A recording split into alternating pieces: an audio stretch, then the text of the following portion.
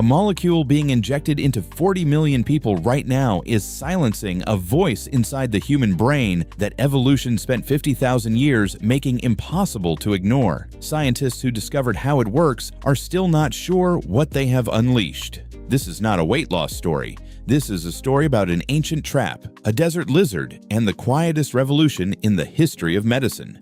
Darkness, cold, complete. 50,000 years in the past. No food for 3 days, ice to every horizon, your brain doing exactly what it was designed to do, hoarding every calorie, slowing metabolism, flooding your blood with ghrelin, making food the only thing you can think about, making survival look like the piece of food in front of you. That system worked perfectly for 50,000 years. One problem, the Ice Age ended. Nobody told your brain. Right now, your ancient survival software is still running, still treating every diet like a famine emergency, fighting back every time you try to lose weight with 50,000 years of biological force. This is why 95% of diets fail. Not weakness. Biology versus willpower. Biology never loses. Until now. In 1992, a scientist named John Eng was studying the venom glands of a Gila monster. Not cancer, not heart disease. A lizard. Slow. Venomous. Unchanged for 35 million years. Most scientists saw an evolutionary footnote. John Eng saw a pharmaceutical cabinet. Inside the saliva of this creature, Eng found a molecule behaving almost identically to a human hormone called GLP-1. Your gut releases it after every meal. It tells the pancreas to produce insulin, slows digestion, signals your brain, you are full. Stop. The problem with your natural GLP-1, enzymes destroy it within 2 minutes. Then it is gone. Hunger returns. The lizard version lasted hours. Eng filed a patent. Science ignored it. One Danish company did not.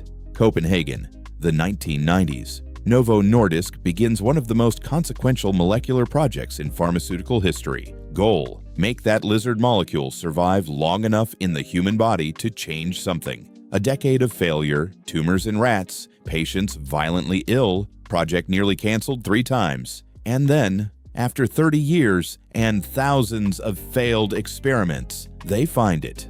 Semaglutide, surviving a full 7 days in the human bloodstream, 1 injection, 7 days of effect.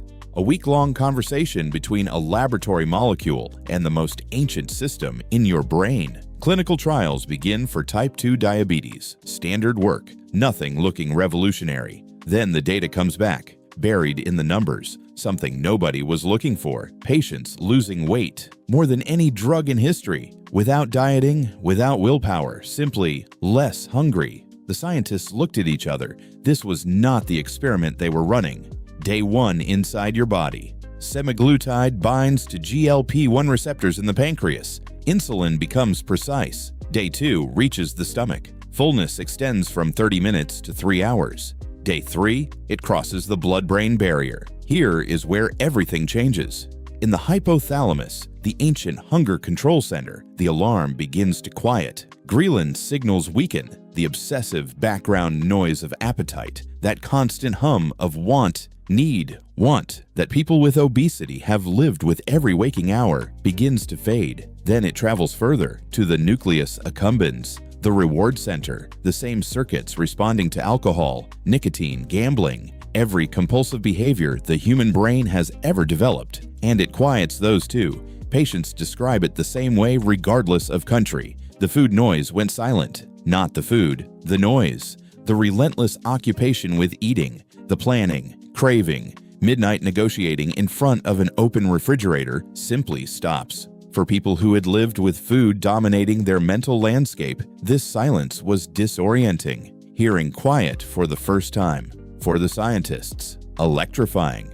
Step trials published in the New England Journal of Medicine. Average weight loss over 68 weeks, 15%. 18 kilograms for a 120 kilogram person. No surgery, no starvation. Best obesity drug before this, 5%. Behavioral programs, 8. 15 had never been seen outside bariatric surgery. In the entire history of obesity medicine, Novo Nordisk could not manufacture enough. Factories running 24 hours. 3 new facilities built simultaneously. Waiting lists 12 months. Longer, 30 years in development, suddenly needed by the entire world at once. But here is what the headlines never say. Stop the injection. The ancient system wakes up. The hypothalamus restarts. Ghrelin floods back. The weight follows. Almost all of it. Within 12 months. Semaglutide does not fix the system, it overrides it. Stop the override. 50,000 years of programming returns at full force. For many patients, no end date, no finish line, forever. And something else rarely discussed. Losing weight on semaglutide means losing muscle too. Up to 40% of total weight lost can be lean mass. Patients losing 20 kilograms, looking not healthier, but depleted, hollowed. The body finding equilibrium by taking from the wrong places. No perfect tool, no intervention without cost. Then from directions nobody anticipated, the data arrives. Alcohol use disorder trials. Dramatically reduced cravings, not for food, for alcohol. The same reward circuit quieting, extending to substances. Addiction researchers take notice. Smoking cessation, same signals. Alzheimer's risk studies. Patients on GLP-1 drugs showing significantly lower cognitive decline. Cardiovascular outcomes. 20% reduction in heart attack and stroke. Not a side effect. A primary finding rewriting clinical guidelines. The molecule that started as a diabetes drug beginning to look like something else.